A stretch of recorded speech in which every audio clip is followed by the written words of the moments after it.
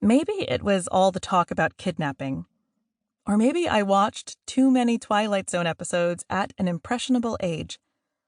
But even at 6 or 7, I remember being gripped sometimes by a feeling that things were on the verge of falling apart, and that it was my job, somehow, to hold them together.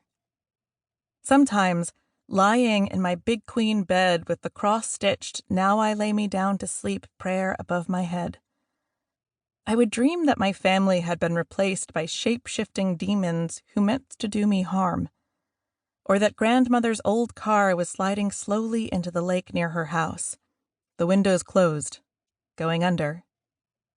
On those nights, I would wake up shivering under the quilt grandmother had sewn from heavy cotton and fabric scraps, and wonder if I, or anything, was real.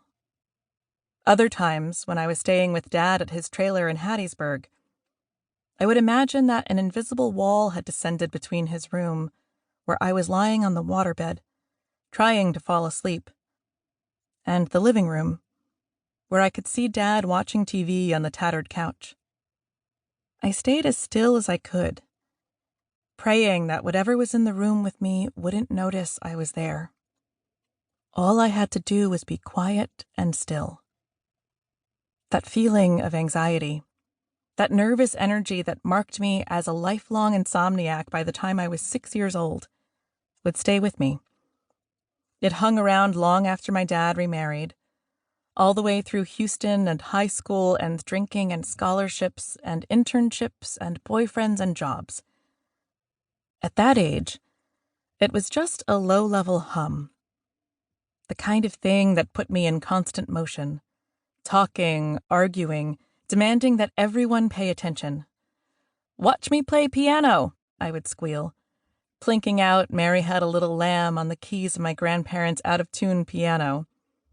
Or, "Look at this," followed by an attempt to pole vault across the room, followed by a visit to the hospital where Mama Opal worked.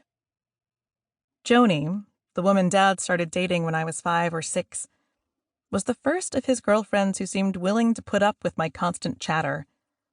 And she didn't make me tense the way his previous girlfriend, a swirl of shiny black hair named Jane, always had.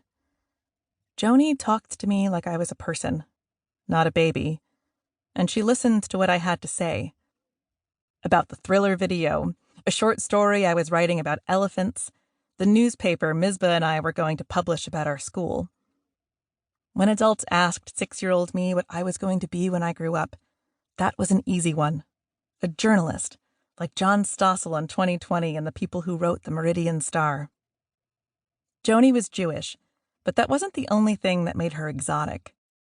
Her parents, Susan and Barry, drank and sometimes even swore, and had been to faraway places like Dallas and New York City, and maybe even farther away than that.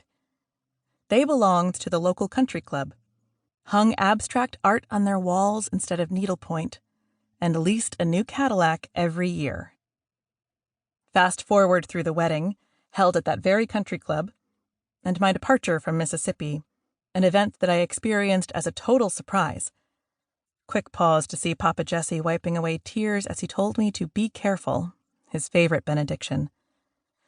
Fast forward all the way to my arrival in Houston, a noisy, unfamiliar place that smelled like exhaust and felt as humid as a wrung-out rag, and to our new home, a 2-story apartment in a gated complex that epitomized late 1970s suburban sprawl. Fast forward, for that matter, past the city of Houston itself.